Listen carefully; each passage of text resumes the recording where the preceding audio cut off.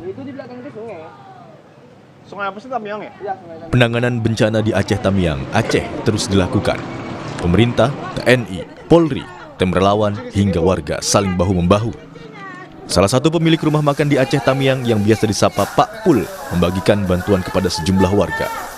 Di tempat usahanya yang kini luluh lantah tersapu banjir, Pak Pul membagikan beras, biskuit, teh, air mineral, dan kebutuhan lainnya. Warga pun mengaku senang dan sangat terbantu. Ini bantuan pribadi dari Pak Pul. Pak Pul ini orangnya sangat dermawan. Beliau sangat memperhatikan masyarakat setempat yang mana lagi kesusahan dengan kebanjiran ini. Maka Pak Pul berinisiatif memberi bantuan kepada masyarakat, bukan bantuan dari pemerintah, tapi Pak Pul pribadi. Jumat siang, Menteri Sosial Syaifullah Yusuf meninjau langsung ke lokasi terdampak sekaligus mengirimkan bantuan berupa makanan, obat-obatan, tenda, hingga mendirikan dapur umum. Menteri Sosial bilang pemerintah akan terus berupaya menjangkau lokasi yang masih terisolasi untuk memberikan bantuan dan mengevakuasi warga. Kami dari Kementerian Sosial mengirim dukungan logistik dalam bentuk tenda, kasur, obat-obatan, dan juga makanan siap saji, menyelenggarakan dapur umum dan lain sebagainya. Tentu ini untuk paling tidak memberikan dukungan-dukungan. Kita terus berusaha untuk bisa menjangkau seluruh warga yang memang memerlukan bantuan logistik. Sementara pemulihan infrastruktur akan terus dilakukan, dan setelah itu nanti akan ada asesmen antara bupati dan seluruh stakeholder untuk memastikan dukungan-dukungan apa selanjutnya yang dibutuhkan dalam masa-masa rehabilitasi dan rekonstruksi. Selain lewat sini? Data dari Pos Komando Tanggap Darurat Bencana Hidrometeorologi Aceh per 5 Desember 2025 sore tercatat sebanyak 322.289 kepala keluarga atau sekitar 1,4 juta jiwa di 18 kabupaten kota di Aceh, 229 kecamatan, 3.310 gampong terdampak bencana banjir. 371 orang meninggal dunia, 174 orang hilang, dan sekitar 780.000 orang mengungsi. Tim Liputan, Kompas TV.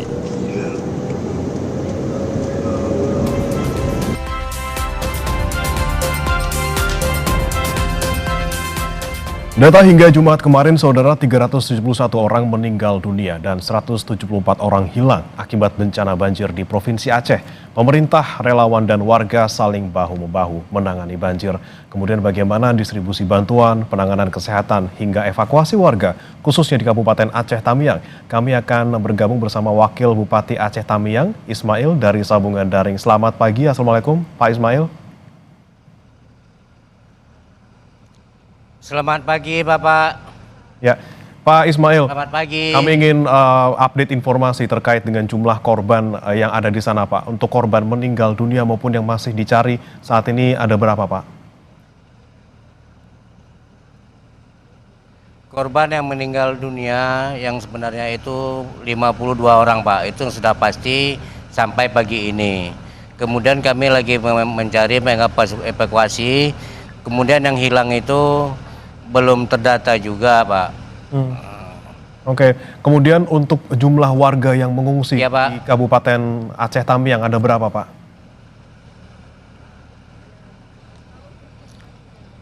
Orang yang mengungsi itu, Pak, itu lebih dari 70%, Pak, yang mengungsi. Karena seluruh wilayah Tamiang itu 95% itu tergenang banjir pada saat itu. Nah, pada saat ini walaupun orang tidak mengungsi lagi, masyarakat tidak mengungsi, tetapi masyarakat belum bisa pulang dan bertempat tinggal di rumahnya dikarenakan lumpur masih selutut kita, Pak. Lebih kurang ada 50 sampai 70 cm, Pak, dalam rumah warga. Masih ada genangan lumpur di sana. Kemudian Pak Ismail, untuk daerah yang terisolasi hingga hari ini masih ada berapa, Pak? Untuk daerah yang terisolasi, mudah-mudahan sudah hampir tuntas, Pak, karena semua pihak telah membantu untuk mengevakuasi daerah-daerah yang terisolasi. Namun pun demikian, kami tetap berupaya untuk terus menjemput atau menjenguk dan mengevakuasi masyarakat-masyarakat yang masih terisolasi. Kemudian bagaimana dengan akses Pak? Akses untuk masuk maupun menuju ke wilayah di Aceh Tamiang, apakah sudah ada diperbaiki beberapa yang kemudian sempat putus beberapa waktu lalu? Akses jalan lintas itu sudah bagus Pak, sudah diperbaiki semuanya. Namun masih terkendala, masih ada kendaraan yang macet-macet dikarenakan masih ada masyarakat kita yang mengungsi di jalan, misalnya di pinggir-pinggir jalan, dikarenakan rumahnya sudah tidak ada lagi.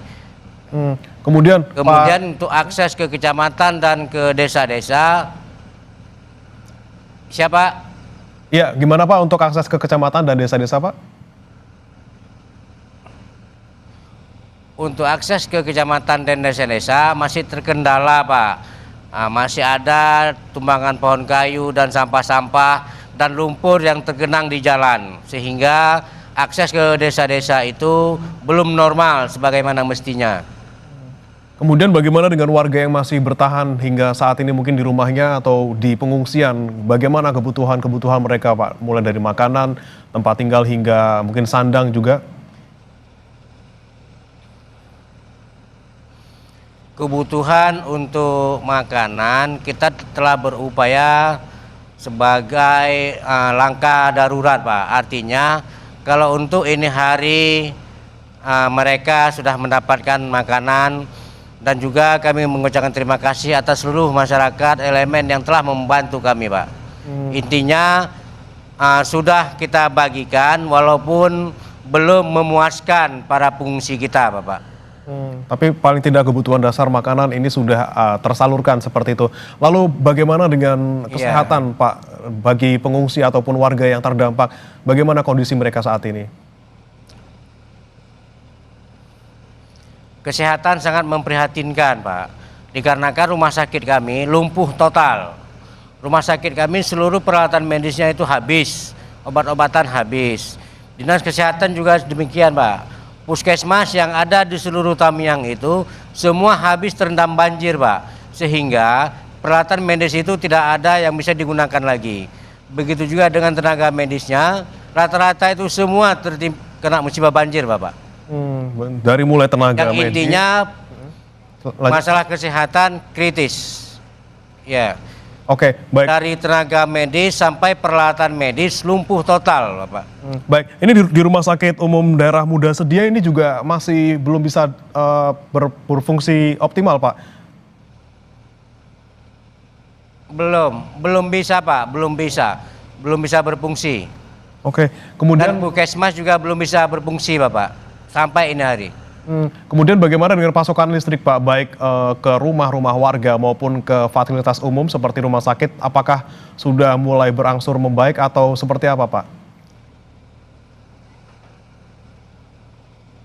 Listrik belum Pak, belum hidup. Bisa dikatakan masih seluruh Tamiang itu listrik padam. Seluruh Tamiang belum ada bantuan genset ataupun bantuan listrik dari PLN gitu Pak? Belum Pak, belum.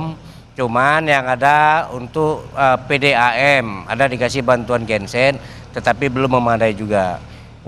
Untuk masyarakat masih padam total listriknya Bapak. Baik. Dan kita sangat berharap PLN lebih cepat, walaupun sekarang mereka sudah bekerja optimal Bapak. Baik.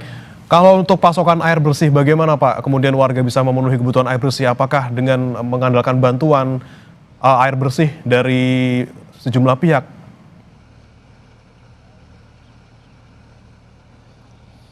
Air bersih juga masih rawan Bapak. Sekarang masyarakat kami hanya bisa menikmati air bersih dari bantuan relawan-relawan yang menggunakan mobil tangki. Sedangkan PDAM masih mati total Bapak, belum bisa difungsikan. Oke, PDAM, kemudian listrik untuk warga juga masih padam total. Kemudian Pak Ismail, ini kan ada yang bilang bahwa dampak bencana ini melebihi tsunami yang mungkin beberapa tahun lalu terjadi. Seperti apa memang Pak kondisinya jika bisa Anda gambarkan dibandingkan dengan kejadian di tahun 2004? Banjir tahun ini Pak, memang yang tidak kita sangka. Kami melihatnya tidak ubah seperti tsunami di Banda Aceh. Karena rumah porak-poranda, rumah hanyut, motor, mobil bergentayangan, yang terbalik, yang dibawa arus dan sebagainya. Kemudian juga perumahan masyarakat ada yang hilang Pak. Satu desa itu hilang total, yang satu desa. Kemudian rumah-rumah itu ribuan yang hanyut. Jadi kami beranggapan ataupun seperti tsunami lah, begitulah kira-kira banjir kali ini. Baik, kemudian untuk beberapa waktu lalu ini kan ada 3 kabupaten yang kemudian menyatakan tidak sanggup seperti itu, ada di PD Jaya, kemudian Aceh Tengah dan juga Aceh Selatan. Kalau dari Aceh Tamiang sendiri untuk pemerintah kabupaten seperti apa Pak? Apa masih bisa sanggup untuk menangani banjir di sana?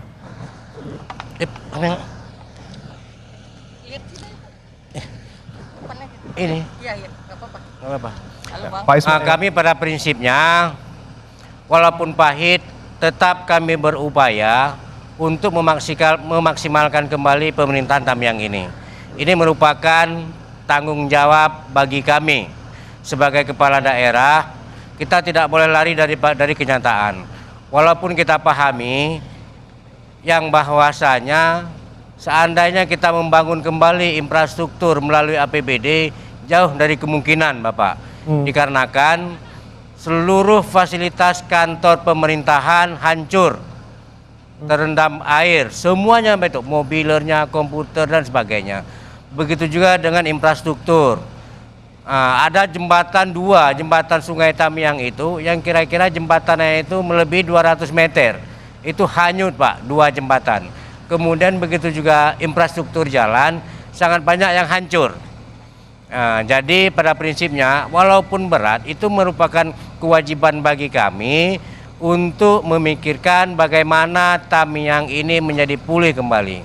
Dan saya sangat berharap kepada seluruh masyarakat Aceh Tamiang untuk bersabar dan sama-sama kita berdoa agar kiranya musibah ini cepat berlalu dan kedepannya kita mendapat solusi untuk membangun Tamiang yang lebih baik lagi.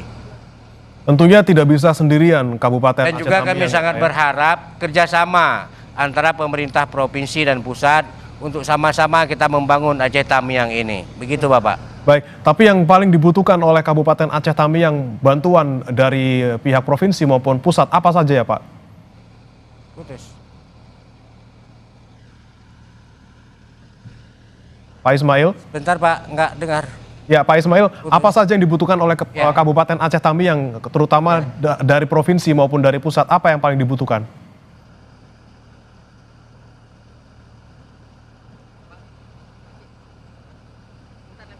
Pak Ismail, bisa dengar suara saya Pak dari studio?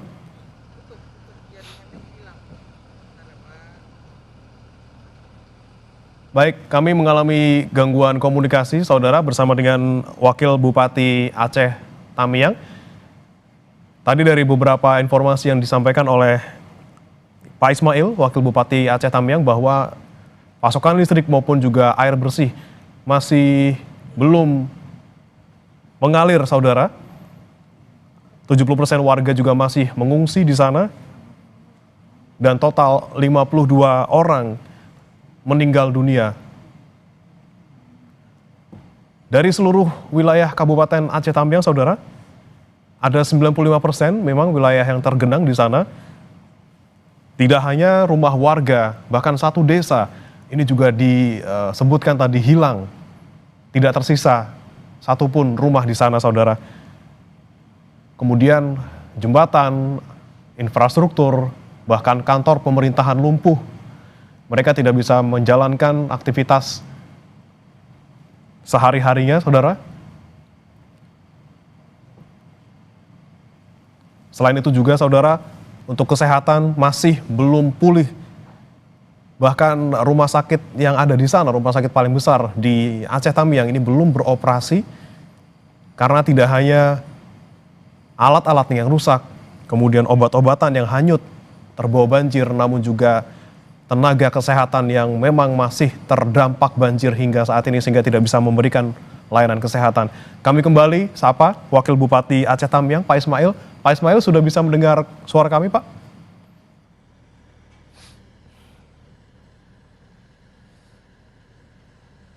Baik, kami masih terus mencoba untuk memperbaiki komunikasi kami bersama Pak Ismail, saudara. Sekali lagi kami sampaikan bahwa di wilayah Aceh Tamiang ini kondisinya masih jauh dari kata kondusif. Karena lagi-lagi 70% warga masih mengungsi, bahkan tidak ada bantuan ataupun tidak ada warga yang kembali ke rumah mereka masing-masing karena memang rumah mereka masih tertutup lumpur dan juga tidak bisa ditinggali, saudara.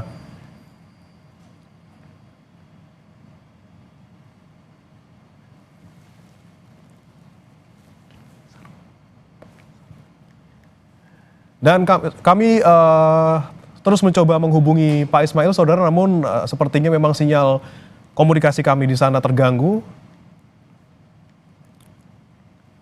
Dan kami akan nanti lanjutkan kembali, saudara, informasi lainnya tetap bersama kami di Sapa Indonesia Pagi.